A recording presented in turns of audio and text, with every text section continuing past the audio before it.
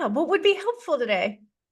So I recently am decided to make a transition from insurance to just fully private pay. Mm-hmm. Been working for the longest time with one of those like mental health tech companies, taking insurance, getting clients, and trying to build my private practice on the side. Mm-hmm. And I feel like it was getting too much. I wasn't really focusing on my private pay practice. And the Mm-hmm. more insurances that this company was getting partnered with, I felt like it was making it worse for me with my private pay goal. So Mm-hmm. I decided to just leave it, even though I'm not full at all yet. I'm about halfway full, I would say. So I left it. I left it last month. And Mm-hmm. Congrats. freaking out. Thank you. I know it's like a good move in the right direction, but it's also very scary. Mm-hmm. Thankfully, I've got a supportive husband, and we've sort of planned it out in terms of the finances. So Mm-hmm. I guess what I'm just needing right now is just maybe some help with a plan for a plan for the next few months. I don't want to feel like I haven't given it a fair shot and then like quickly jump back to insurance. Mm-hmm. Even though my mind kind of goes that route. It feels safe, but at the same time, I know that I can't turn back to safe if I want to make this thing happen. Yeah. Yeah. Yeah. Well, what marketing strategies, remind me of your niche, and then what marketing strategies are you aiming for? Yeah. So since I started working with you, my niche has sort of like evolved a little bit, but Mm-hmm. right now I'm working with predominantly clients who are young adults um, who struggle with overthinking, perfectionism, OCD, and anxiety. Mm-hmm. I specifically have like a specialty page on social anxiety because I really love my like socially anxious, like OCD clients, Mm-hmm. slash perfectionistic clients who are like overly critical of themselves.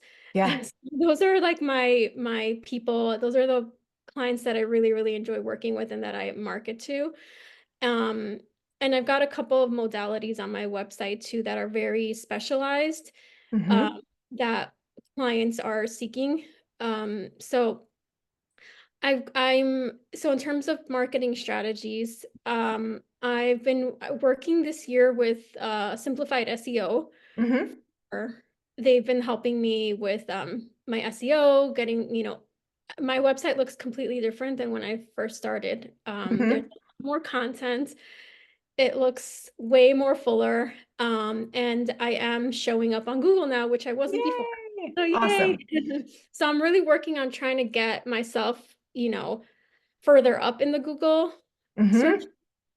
Mm-hmm. So SEO is one thing. I've been doing blogging, which I guess is like part connected to SEO, Mm-hmm. because in order for SEO to continue to work, I need to keep feeding it content, Uh-huh. Google content. So I've been doing some blogs. I've networked here and there, and I'm starting to kind of get more into that.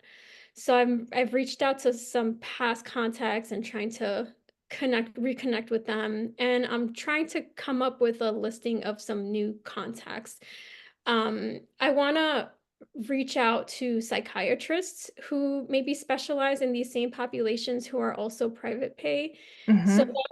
um, that's sort of the direction that I'm trying to take right now. I have not yet like initiated. That's like one of the hard parts for me is like sending out those like emails, those cold emails, and trying to wait for a response. So still not there yet. I want to by next week send out some. I have a listing of a few people that I want to reach out to. So that's on my list. And I've got two directories. I've got Psychology Today and a specialized directory that's through the International OCD Foundation. Mm-hmm.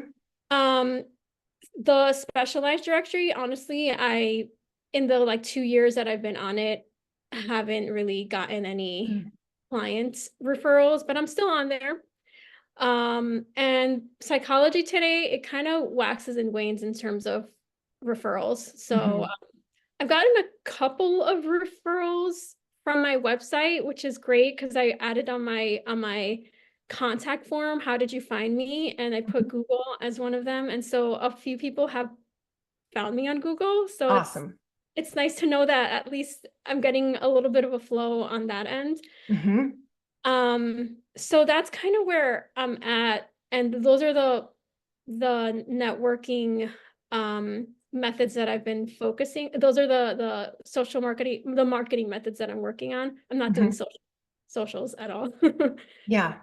Awesome. Okay. So here's the thing with your niche, like because you love the socially anxious OCD, like that combo is so good for referrals because most of us, like I'm going to refer out to OCD, right? Like I work in Mhm, eating disorders. I have a lot of people who have some OC features, but I am not capable, honestly, of mhm, treating OCD the way you can. mhm. So the fact that you have this specialized training, I would reach out to all the people who are like seeing clients that are OCD adjacent. So the eating disorder therapists,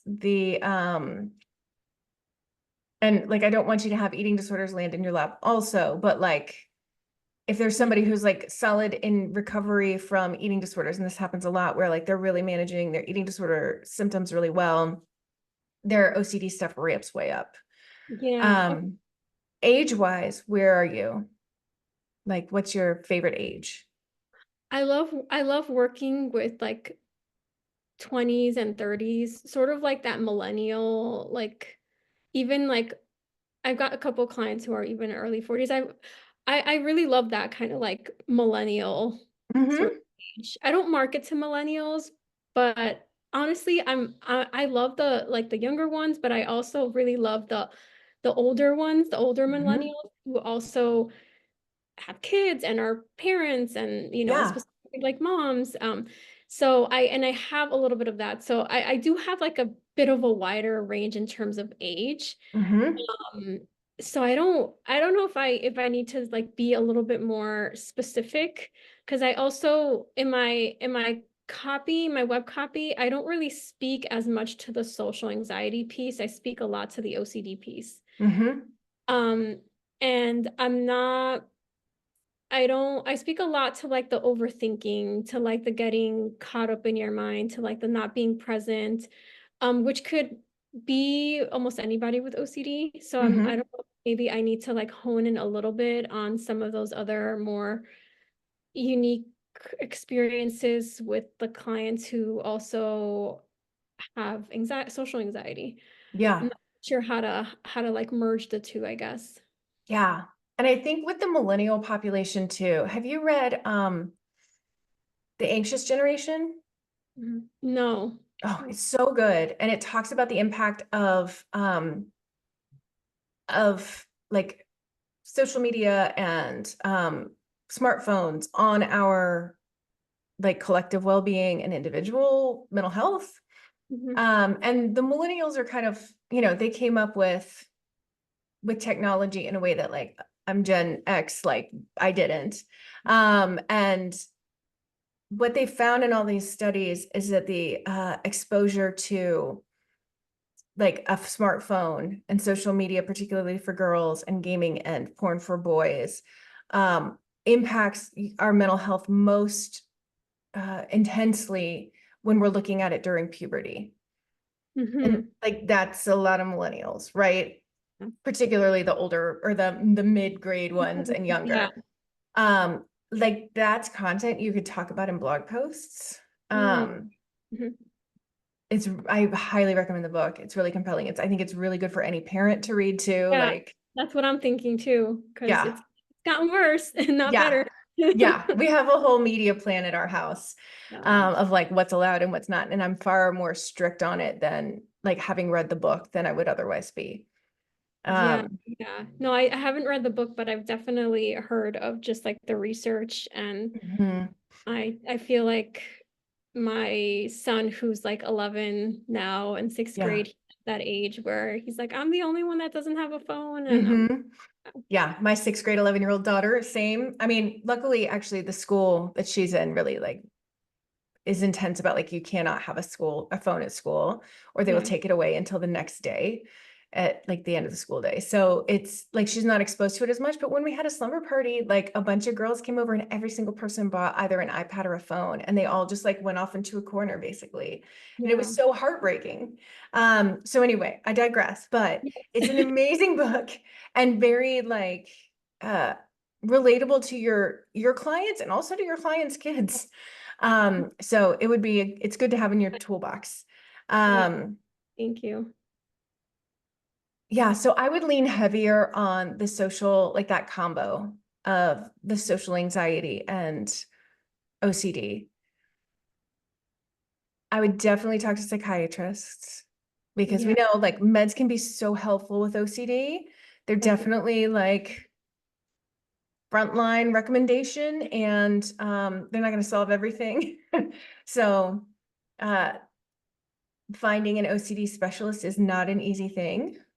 And you are really doing those psychiatrists a favor by letting them know that you are there. Yeah. Yeah. So yes, I like the idea of like some more adjacent um therapists, like the eating disorders. I Yeah. And thought of, anxiety. I mean, how yeah. many anxiety therapists are there? So many. And like, that doesn't mean they're down for all the anxiety disorders, you Mhm. know? Yeah. So um, I work with so many students who really love working with the population of like women who look like they have it all together on the outside, but inside the things are not working out, like they're Yeah. overwhelmed, self-reproach, all the things.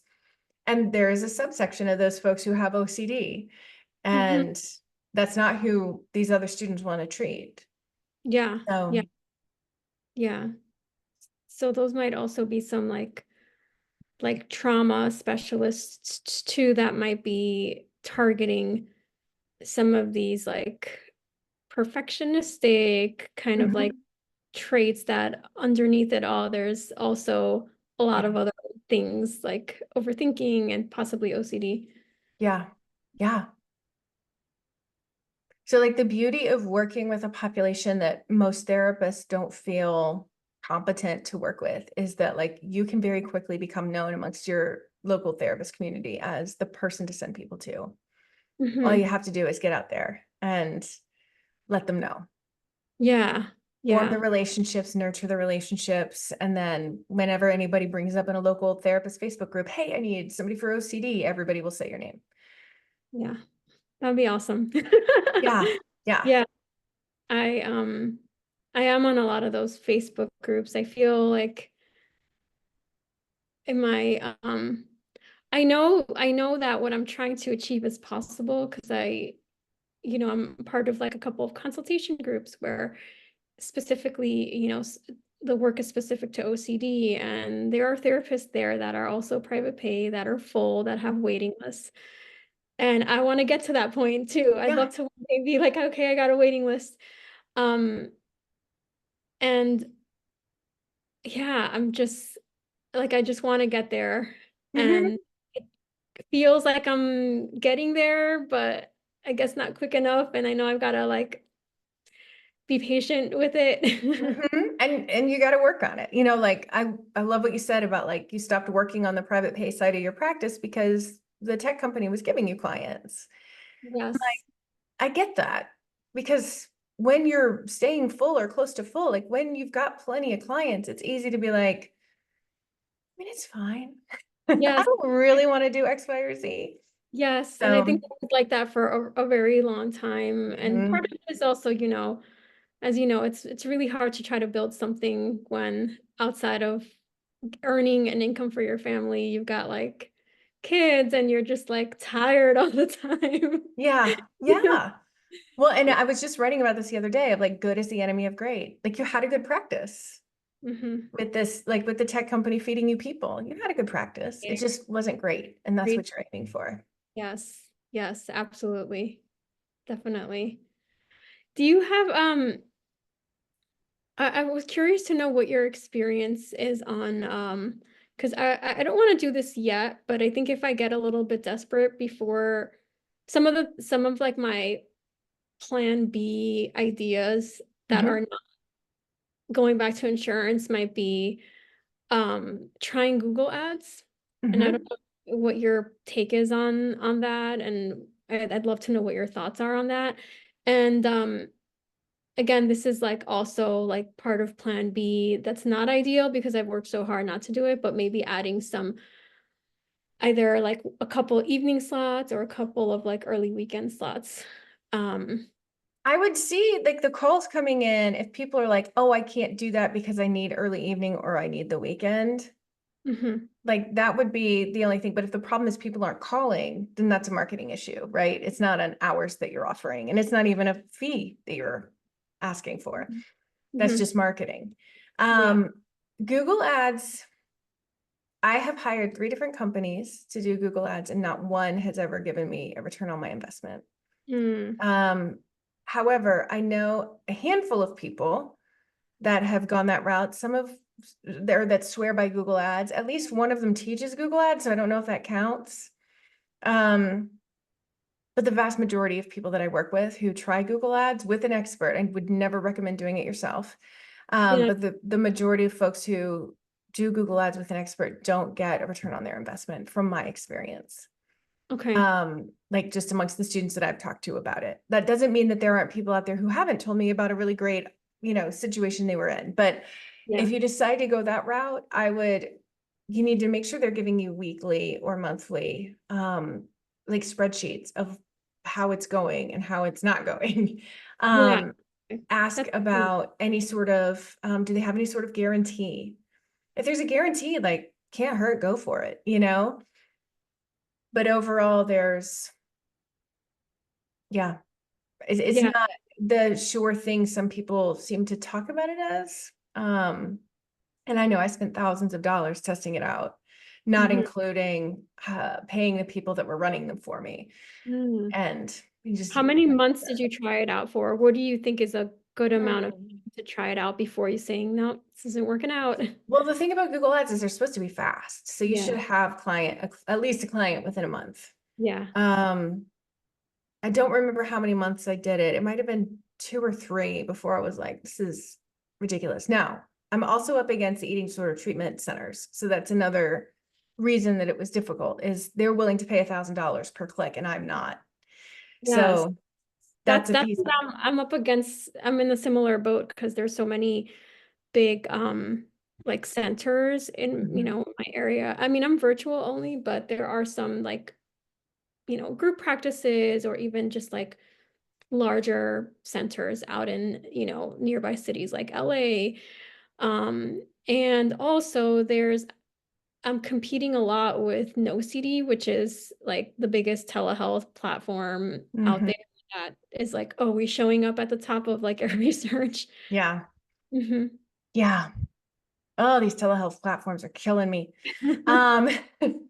yeah, I think that and a lot of people don't want to do telehealth with these big conglomerates. Like, I think a lot of clients have their number, like, and they want to see somebody that feels more, um, like running their own shop, basically. So, Yeah.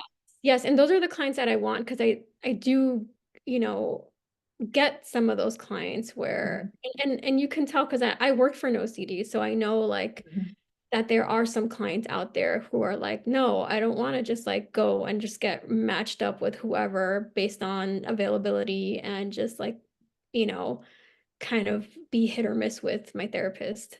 I right. want to be able to, see who I'm meet who I, know that there's a connection, know like my specific therapist's background, expertise, etc. Hmm. Mm. Yeah.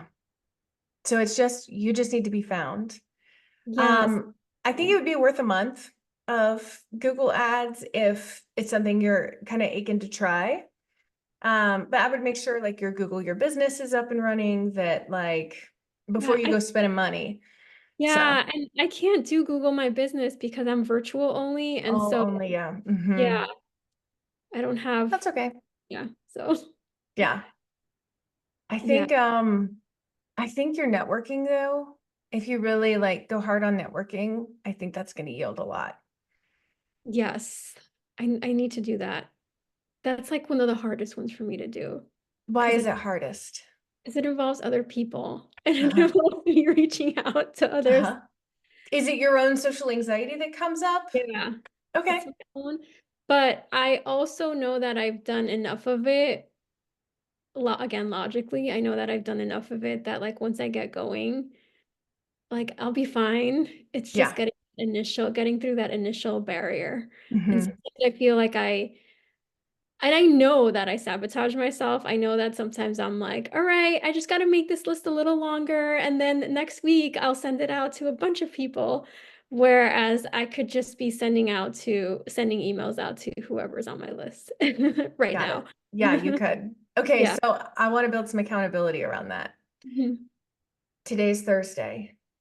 By next Thursday, Mhm. will you commit to emailing a certain number of people? Yes. And what I- number is that? Well, I can email whoever's on my list right now. Hold on, let me see. I've I got, can do more than 5 to 10. Simply yeah, because if all of them get back to you, which rarely happens, but if all of them like, yeah, I'd love to grab coffee or I'd love to do a Zoom, you're gonna be like, yeah. oh my gosh. Well, yeah, yeah. Well, lucky for me, I only got 8 on my list right now. Well, there we go. There we go. Yeah. And so keep adding to your list too. So maybe reach out to 5. Like, let's take the pressure up. You don't have to hit all of them. Reach out to 5. And keep adding to your list. Look for those anxiety therapists. Look for those therapists where, everything looks okay on the outside, but it's not inside. Um, the eating disorder therapist potentially. You just need to be really clear with them that like if their eating disorder hops to OCD, but their eating disorder is well managed, then that Yeah, would be a good fit. Um, I'm trying to think of the other places that people go. yeah, those would be good ideas. Mhm. Yeah, I'd love to get more because I feel like those are ideas that I had, and if I could expand from that too, that would be great. I can keep working on that. Yeah. So by next Thursday, I want you to have emailed 5 people and I want you to tell us about it in the Facebook community. Okay. I hate that too, but Yeah, you can blame it on me. You could be like, in my one-on-one with Allison, she made me commit to this and I you hate her made me for it, but do I did it. this. Yeah. Mhm. Yeah. All right. All right. I will do that. Cool. Um, what do you so I had the psychiatrist email me and share a little like, blurb about him and then send over a Calendly link in Great. his um in his email. Hmm. And I think he got a ton of responses from different therapists because he's trying to grow his practice. And Hmm.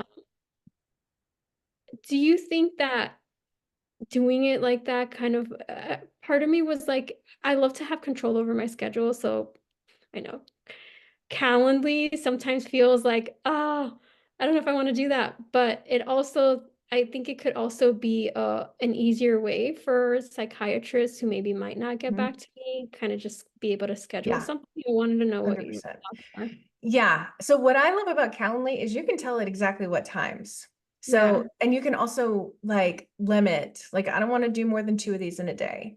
Hmm. Or I'm, only make available 1 a day. And I don't know if they have a capability of like, I can only do 2 of these a week. I'm not sure. I can't remember that. I know they have it in a day. So I think you can customize it. I think I was trying to figure it out a little bit because I'm not too familiar with it, but I even linked it to I even linked my Google Calendar to it because Yeah.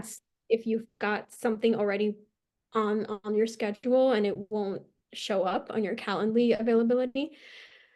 Um, I think what I was nervous about was that maybe some of the times wouldn't work and that would maybe I guess I can put that in my email. If a time doesn't work, please like reach out to me. Absolutely. Because I am willing to, you know, Hmm.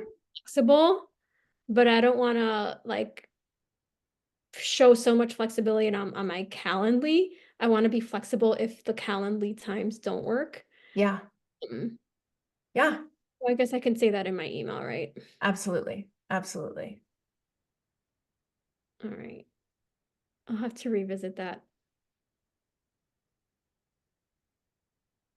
All right. So that's something I'm gonna have to do as well because it Mhm. will streamline it a little bit and make it maybe a little easier for people to schedule. Yeah.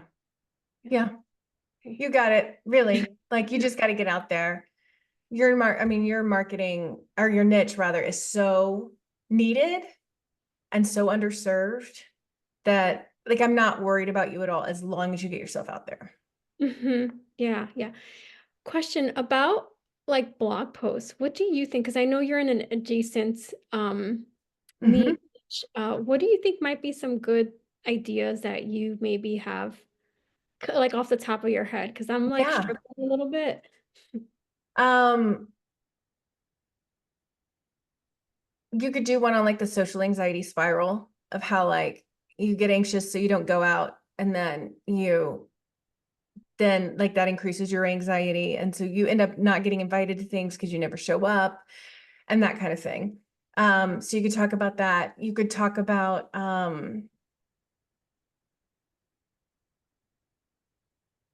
like on the OCD side, you could talk about like uh how reassurance is your kryptonite, like how Okay, yeah. it like, or maybe if there's a better analogy of like something you really want but always makes things worse.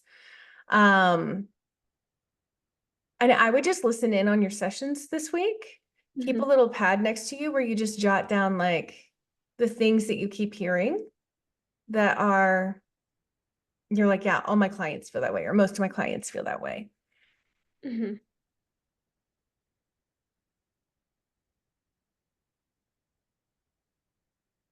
Thanks. I've been doing this, I started this little like blog series. It's like a fictional these like fictional characters that have like OCD, and I'm trying to kind of target a different subtype of OCD and Awesome. just showing how ERP therapy, which is one of my Mhm. modalities, how it would look like with a specific subtype. And so what I'm aiming at in each of these blogs is like showing like different kinds of obsessions that show up, different kinds of compulsions that show up within that story, Mhm. and like what the character does, that's in line with ERP therapy that they've learned, That's so cool. that it's not like one of those what is ROCD kind of posts, because there's Mhm. so many of those out there, but it's more of like this is what ROCD looks like, Yeah. or what it could look like Mhm. in this like story. And it's allowed me to also put in like locations because these characters live somewhere, Uh-huh. locations and like other keywords. So I'm trying to like, and it's also allowed me to be like more creative because I like more of like that creative like part of writing. So hopefully that will help. I've Yeah. only published like 3 of them so far. And I Mhm. did get one client who like one of the posts spoke to him. Mhm. So hoping that that Awesome. might bring in some more, but we'll Yeah. see. And I would consider podcasts too. Like if there are any podcasts that your ideal clients listen to, Yeah. um, reach out. It can't hurt, even if they're a big one. Like just reach out, do a pitch. Um, Do you have anything on like doing pitches for podcasts?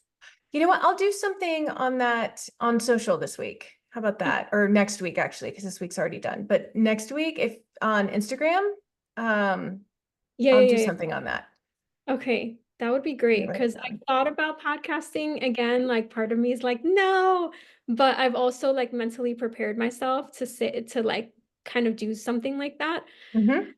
So that would be something I would be open to if I knew how to even, you know, Yeah, where to start with it. hey, like what to say if I reach out to someone. Yeah, awesome. Sounds good. Okay. Well, thanks so much, Michelle. It was good to Thank see you, you. Allison. I really appreciate your help. Thank you so much. It was great seeing you again. You too. Take care. Take care. Bye. Bye.